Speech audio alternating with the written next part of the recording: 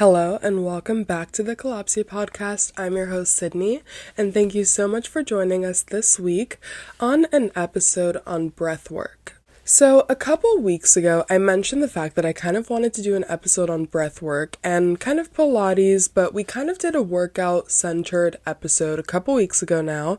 So if you guys want to check that out and learn about kind of my workout splits, the benefits of cardio versus weightlifting versus Pilates, then definitely check out that episode.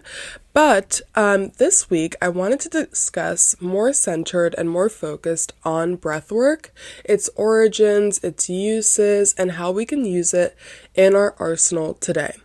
So just to begin, breathwork is the use of your breath and inhales and exhales in a rhythmic pattern, and it's been used in so many different ways throughout life and society, and all over the world. It originated 5,000 years ago in India, used in ancient Indian yoga called pranayama, and it was used as a foundational part of yoga and involved controlled breathing, this controlled breathing technique, in order to balance their life's force energy called prana with the body.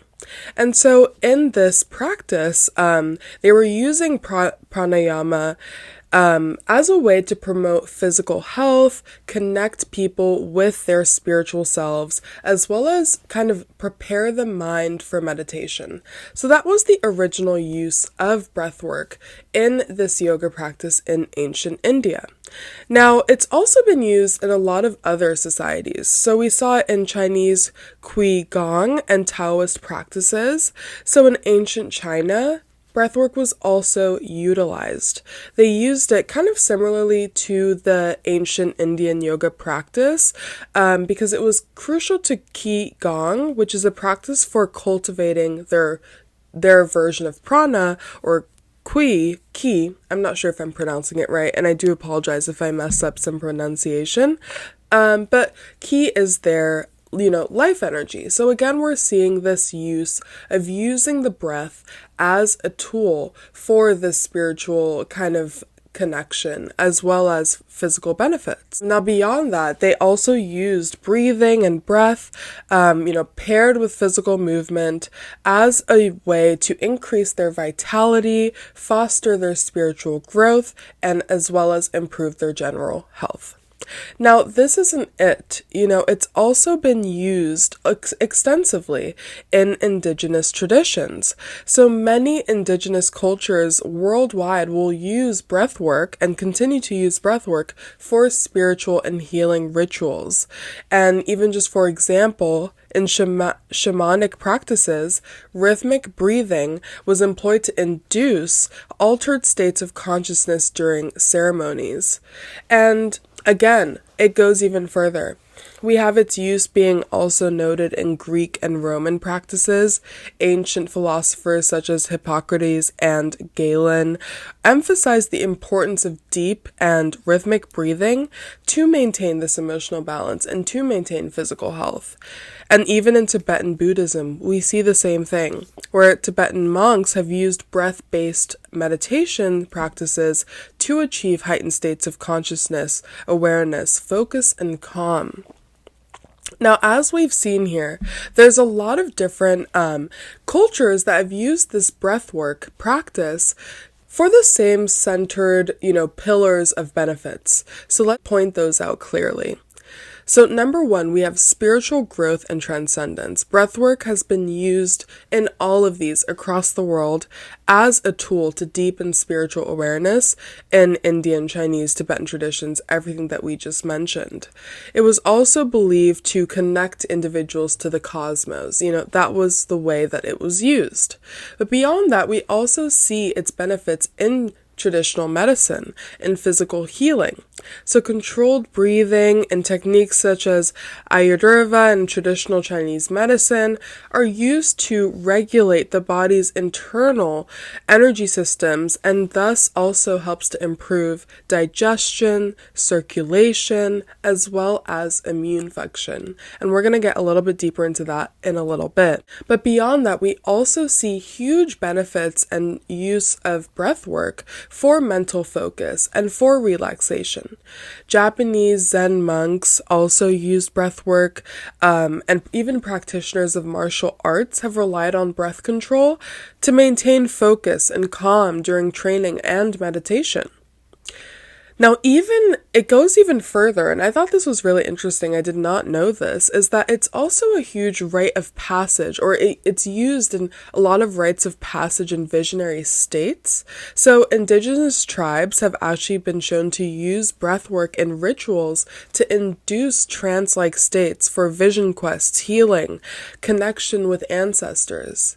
So I kind of wanted to just start off with that little history lesson, just so that we can kind of have a new perspective on breathwork before we get into it, just because I feel like breath and the power of breath is so underappreciated and underrated in the modern world, because it's crazy to think that breathing is only something that is used for oxygen and only something used, to keep our lungs going and to keep our organs pumping.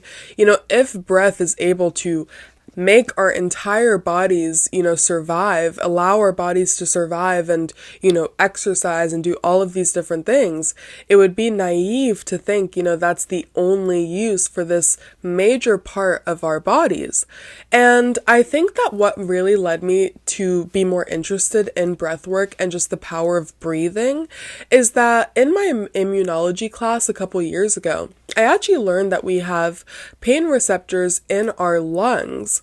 And don't quote me on this if I'm wrong. I'm citing this from memory from my class and I've not looked back on my notes. But yeah, so in this class, I learned that we have receptors in our lungs called nociceptors or nociceptors. I'm not sure, NOCI receptors, and these actually get activated when you are in high stress situations and you're taking really rapid breaths, like really rapid, almost like anxious breaths, and that's actually going to further your pain because of these pain receptors in your lungs. And so that's where these practices like pranayama and slow, controlled, rhythmic breathing is going to already help alleviate pain. So kind of with that in the back of my head, I thought it was interesting to kind of bring forth the power of breath work even in day-to-day stress management, and also the power of just having a few deep breath moments in your day, throughout your day. Because a lot of the time in this society, we're constantly moving, constantly going, and we don't have a lot of infrastructure or structure in our lives that is dedicated to returning to yourself, returning to your body, and checking in with your body. And that's kind of where the whole Pilates angle was coming into this topic, is that Pilates inherently has a lot to do with breath work and has a lot to do with controlled breathing and a lot of thought being turned to your breathing, because a lot of the exercises are dependent or go hand in hand with a specific inhale or a specific exhale. And that's not to say that if you want to get into breathwork, start doing Pilates. That's not what I'm trying to say.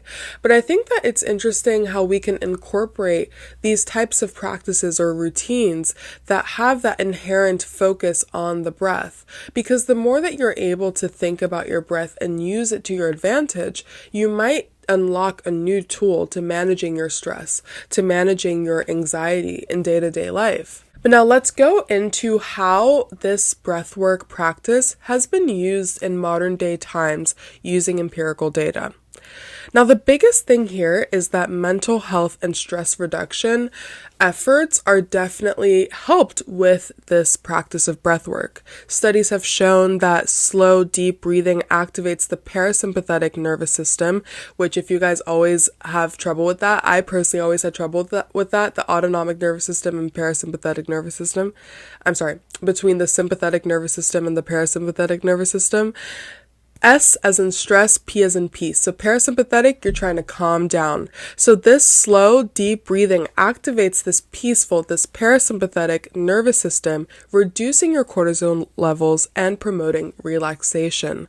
Beyond that, breathwork has also been shown to be really effective in managing anxiety, depression, PTSD symptoms. A lot of these reasons, for the aforementioned, deep breathing, that parasympathetic activation. Also, you've got improved focus and cognitive performance. I actually was surprised by this, but techniques like box breathing have been used even by Navy SEALs, to improve their focus and mental clarity by calming their nervous system. Now, what is the box breathing method, you might ask? This is actually something that I didn't even know that this was the term for it, but it's actually something that I would actively use in my service jobs.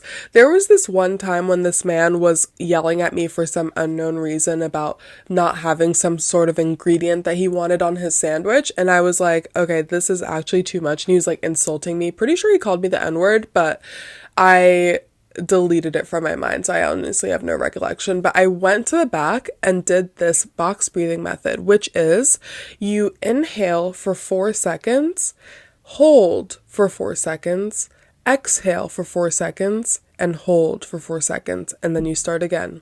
So then you're doing this kind of in a box, right? Inhale for 4, pause, exhale for 4, pause, and then you just keep on going. And it was revolutionary. It is revolutionary for anybody in a stressful job, especially the service industry. It can really test a woman's patience.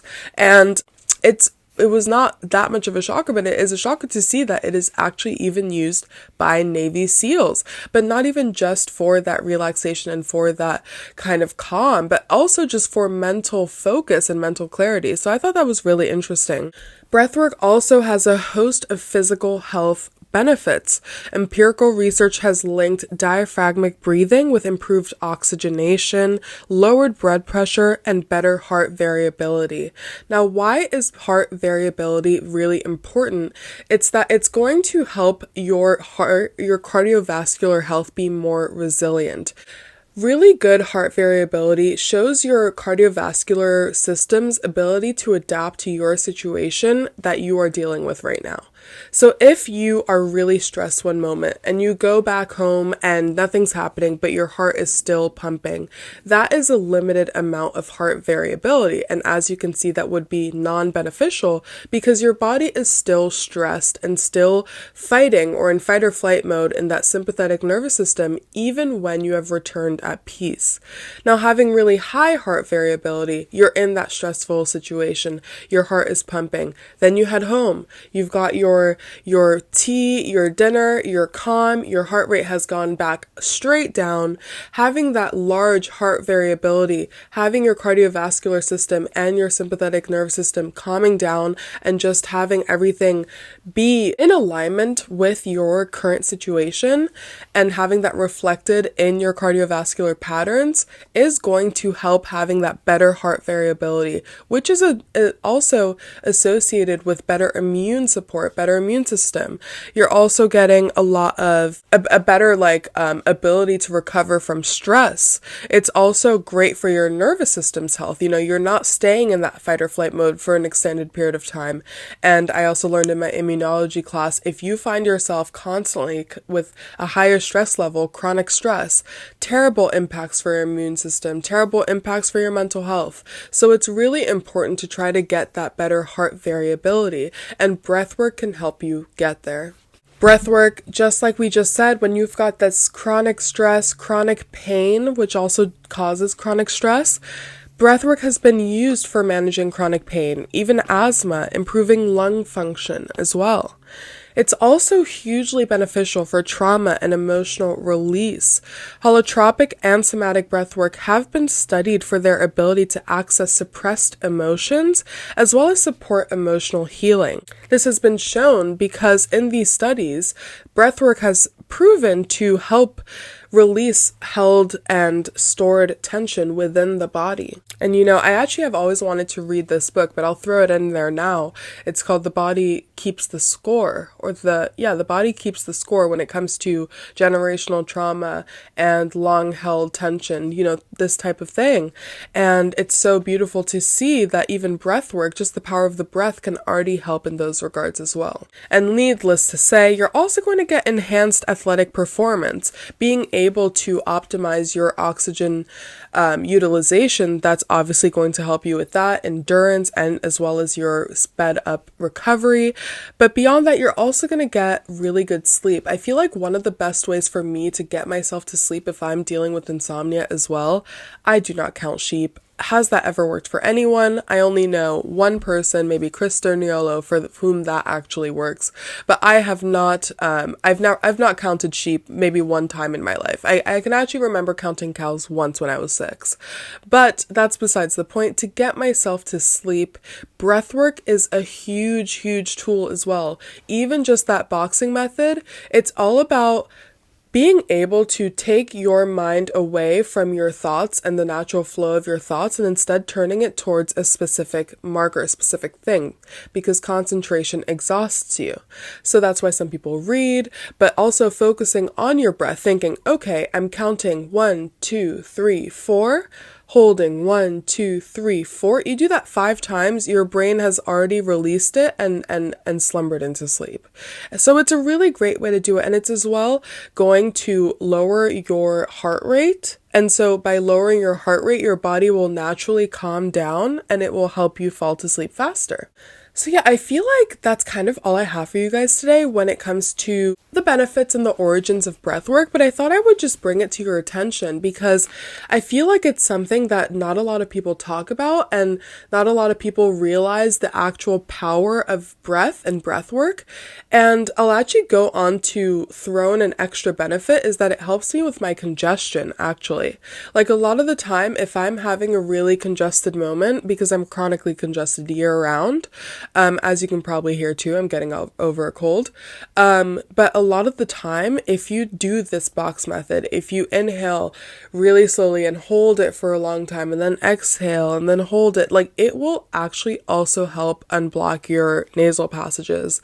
So it has a multitude of benefits we've seen it in physical health, mental health, as well as spiritual health, as well as all of these other benefits. And I think it's beautiful to see how it's being integrated into the modern day world. And a couple of the examples of that are actually quite a few of virtual and app-based breathwork programs. There's also a lot of integration of breathwork with therapy. There's also a lot of like corporate wellness programs that will incorporate this. And it's really interesting to see how we're still trying to keep it with us, but I feel like on the individual level, it's almost like a lost art form. So that's kind of something that's been on my mind that I've been wanting to talk about on the pod, but let me know if you guys have ever tried it or if it's ever worked for you or what type of breathwork practice, maybe something outside of the box method that has worked for you. But I think that it's really something that a lot of us can benefit from.